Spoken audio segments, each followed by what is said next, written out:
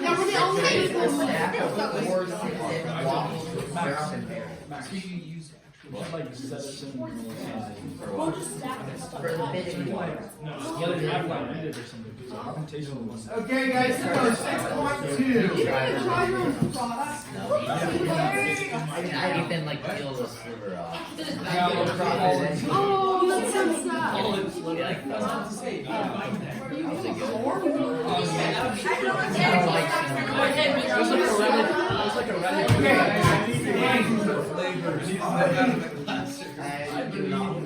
Okay, gang.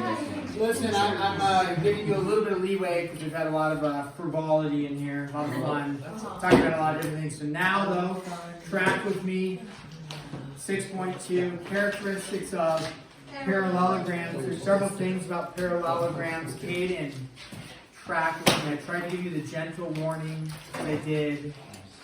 I don't know what the non-gentle warning is going to be. Ninja stars. It's like, No, you can just flamethrow me.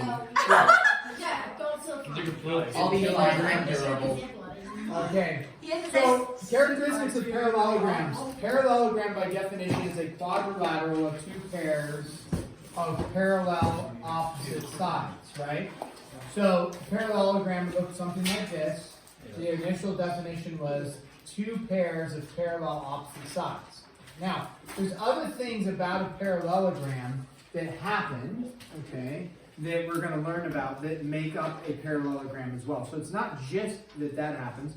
We also know that it's not just with the parallelogram, but what's the sum of the interior angles right there? 360. 360, very good. What's the sum of the exterior angles? 360. What if it was a 15 gone? What's the sum of the exterior angles? 360. 360, okay. That's if it's a regular 15 gone, right?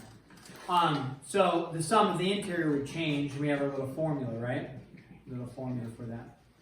The number of triangles in it. So let's talk about then, the book is going to give you several things. I'm not going to write them out. I'm going to just show them. So you kind of have to figure out how you're going to memorize it. Meaning this, so far parallelogram, two pairs of opposite sides are parallel. The next thing is consecutive angles of a parallelogram are supplementary. So consecutive, remember if this is alpha, it's consecutive angle, right? It's not opposite from it there, right? It's going to be either here or here. It actually doesn't matter. So if we call this theta or we call this x, it doesn't matter. Let's go with y, like this. It says consecutive angles are supplementary. Therefore, alpha plus theta, what does supplementary mean? We all know that, I think. Alpha plus theta is equal to 180. You could go alpha plus x is equal to 180. Based off of that right there, what would you guess about theta and x? Off those two equations, yeah, theta and x are going to be equal. We'll have that as a formal theorem as well. But we could write theta plus y, any consecutive, right? Theta plus y equals 180, right? And then we go x plus y is equal to 180 degrees, like that. Okay, so any of those. So that's one of the things that's true about a parallelogram. The other thing is, if a parallelogram has one right angle, then it has four right angles, and it is a rectangle. So now I'd have to draw another picture. It says if it's a parallelogram and it has, so if it's this, we know it's a parallelogram, right? If there's our parallelogram, if it has one right angle, so you're like, look at a picture, it's like, hey, I've got one right angle. What does that tell you about all the other angles? They're all right. They're also right. So however you want to make a note of that, but one, you can just say, one right equals four right. All right, so one right equals four implies, that would actually probably be better as using an arrow. If one right, then four right. And if four are right, then what kind of shape is this? Rectangle. Not a square necessarily, but it could be if all four sides were the same. Now we're going to go back to our picture over here, And then we're going to state something about a parallelogram. So here, that was a unique one. If this is a 90, then all four are 90, which makes sense because consecutive angles are supplementary. So if that's 90, that has to be 90. So here we're going to go back to something new. So we discussed the supplementary. Now we're also going to state opposite sides of a parallelogram are congruent. So maybe you just write that opposite sides congruent. That's the truth of the parallelogram. Opposite sides of the parallelogram are congruent. And I just drew that up there. Okay? Now, the diagonals of a parallelogram. Let's discuss the diagonals of a parallelogram. And maybe our picture's getting a little like too messy. I could draw another quick parallelogram. You could as well. The diagonal, what is a diagonal? It goes from one angle to its opposite angle. There's no other place it could actually go, right? I mean, if you drew it down, then it's just a side. So diagonals, maybe I'll do this in green. The diagonals of a parallelogram are not equal unless it's a square or a rectangle, which is a parallelogram. But the truth for every parallelogram, because you can't say, oh, well, if it's a square, well, yeah, that's its own separate type of parallelogram. So every diagonal in a parallelogram, it has this truth. They bisect each other, which means it cuts each other in half. It does not mean they're equal. It just means that the diagonal gets cut in half. So each one gets cut in half. So like this one is not equal to that one, unless it was a rectangle or a square. But that would be its own separate parallelogram. So every parallelogram does. Diagonal bisect each other. All right? So those are some truths about the old parallelograms.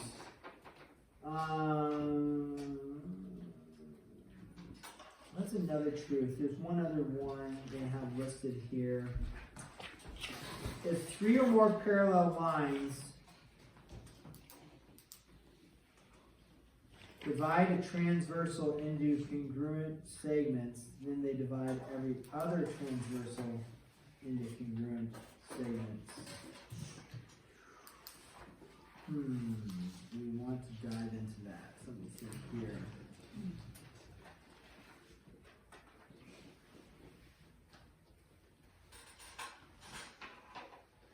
Yeah, this one's not too difficult to explain. Okay, this one states if three or more parallel lines, so let's start, this is now not talking about parallelogram, it's just talking about parallel. So if three or more parallel lines, so we say, okay, these are all parallel. Let's start with three rather than getting more lines, but you could have more. So if three or more parallel lines, check. Divide a transversal. What's a transversal?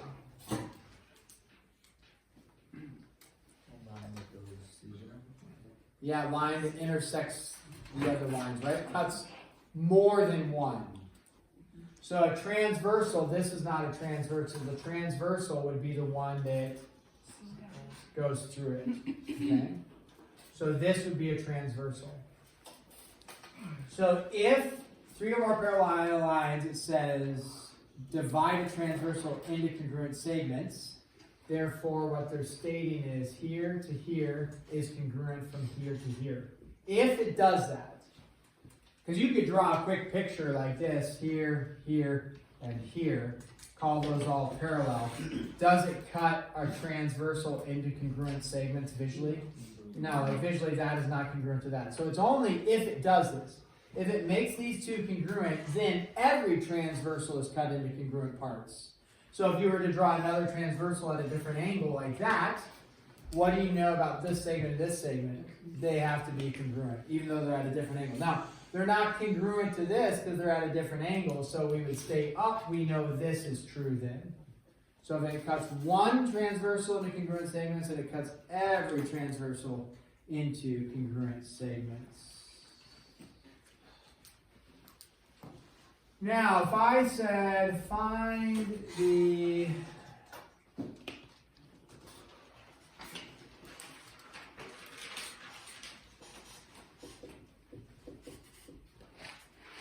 missing values, okay? We'll call this an example here. And then it give you this picture like this. Okay, here's your picture. And we have 3x minus 1, and you have 2x plus 3, and then you have 3y minus 7, and then you have 2y plus 1. So if they give you this, and they say find the missing values, and they say, let's actually give it some A, B, and C, and D. Meaning, what they're actually wanting you to find is the missing lengths, because you don't know the lengths, so you're like, okay, I need to know AD equals what, I need to know BC equals, BC equals what, and I want to know what AB equals, and then I want to know what DC equals, okay? So if they give you this instruction, find the missing values, they give you this picture, then they're the values that you're going to be looking for, are you looking for, are you nervous? No. Oh. Not Olivia, you just run out the candles. She like looked out the window, heard a noise, like, is she here? Maybe she's not going to show up. No. She's like melting her fingers into the wax. Ever do that? Like touch the wax? Yeah. And Oh, yeah. That's why. and it's too hot. You're like, ah, bad idea. That's so true. Okay, so. I never thought it was a bad idea, but it is. Okay, so when we look at this, Is the second one BD or BC? what do you think? Before Christ. Before Christ. Before Christ. Oh, did you like? BC. Oh, I see. I wrote BD and then I changed it to BC, although it is messy. It's okay, we forgive you. Thank you. BC. Okay, so in this, you actually couldn't solve. Why can't you solve? Because you don't know the other. Yeah, you don't know if they're congruent, right? You're like, I don't know, it's just a shape with some sides. It looks kind of congruent, but I can't solve. Now, if that was a test or mid-chapter assessment, it's probably a typo. There's something that I forgot to write. So you'd be like, typo, I get food snacks. Like, okay, number 5, typo, sit down. Is it now? Is a cow. What? Is a cow. Is a Is a cow. Hey, it's a cow. Is a 3 times. Okay, I'll buy a cinnamon roll for you. really is a missing values. Okay, here we go. Find the missing values of the parallelogram. Okay, of the parallelogram. Now, a buffet of opportunities just expose themselves to us. This is exciting. A cinnamon roll opportunities. A cinnamon roll of opportunities just unraveled itself to us. A smelly candle, burning wax, just off gas. Or a sow. See if in your lungs. Here we go. What do you know about these two things? That's equal. They're equal. So then we say, okay, great. 3x minus 1 equals 2x plus 3. X is equal to 4. Classic on the test. It'll be this. I actually won't have A, B necessarily. I wouldn't have these listed. It's just find the missing values of the parallelogram or something, or find the missing lengths. Say something like that. And then people just find X and Y, but they didn't find the length. Once you find X and Y, what do you need to do to find the lengths? Plug it back in. So you say, okay, 12 minus 1 is 11. Right? You're taking 4, plug it back right into there. Or taking 4, plugging it into here, and you get out 11. Then your other one is 3y minus 7 is equal to 2y plus 1. Therefore, y is equal to 8. 8, and then you get 17, 17, 11, 11. Okay.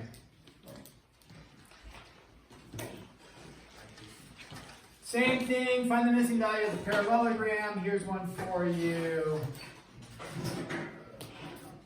Like this, 4x minus 9 degrees, x over 4 plus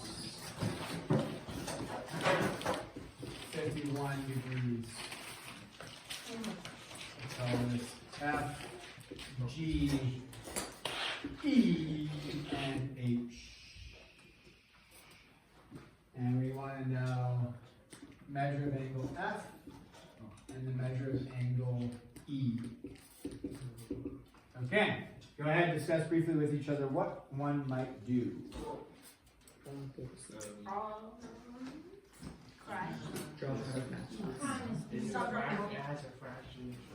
We discussed it briefly, although it wasn't a formal theorem that I wrote up there, but we did discuss something about this. briefly.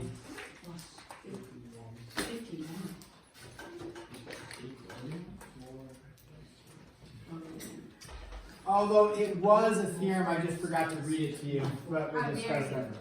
Although I did mention it, I just didn't write it as a formal thing. Isn't it parallelogram? What's up? Is it also parallelogram? Yeah, still following this right there. Yeah. Question, because both of them are supplementary to F, so they're confirmed. So we have to find X. Yeah. Nice. They don't, they do equal. The same. Yeah, so 4x Yeah. Take that angle, to subtract x and 4 plus 1. Yeah, we have to find out what. Oh my gosh. It is first.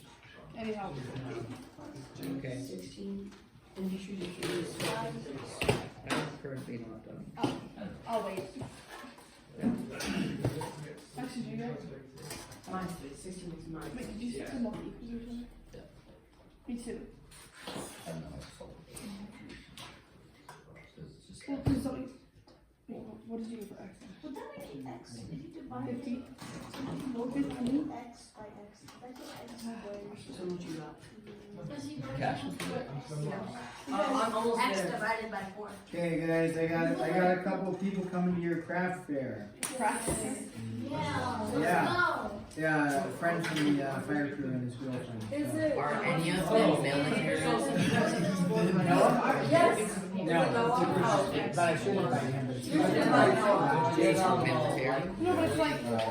It's just service, man. Jason. Hey! Okay, guys, here we go. What do you know? What do you know about opposite angles? Equal. They're equal. So 4x minus 9 is equal to. X divided by 4 plus 51. Okay, now with this, there's two ways to go about it. You have to be comfortable working with fractions in your life. Actually, you don't have to. You can keep getting by without it, no problem. You can use a calculator, it's pretty easy. Or if you don't like fractions and it's an equation, what's a great pro tip to do? Cry. Yeah, it was so like. practice. Multiply everything by 8. Hey, no.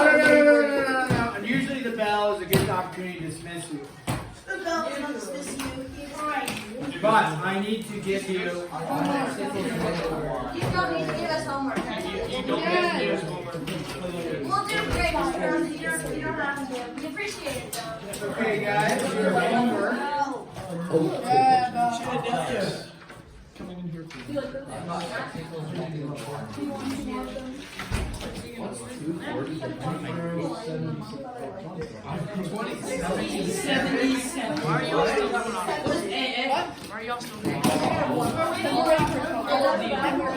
I guess, yeah. You're not allowed to lose cat. I thought the bell was He said no. The bell is not no. Guys, just look up here. Okay, don't get We'll shy. have a lot. That's Can you tell me? I didn't even look. Okay, there's your assignment. 6.2 on 5.2. Okay, take a look at Is this that. tomorrow? Number 26. 1 through 27. No, we will make this due on Friday, but this will get you started. I'll look and see if we need to pick up a couple pieces tomorrow. Like we can finish this problem tomorrow. I won't be here. Yeah. Tuesday,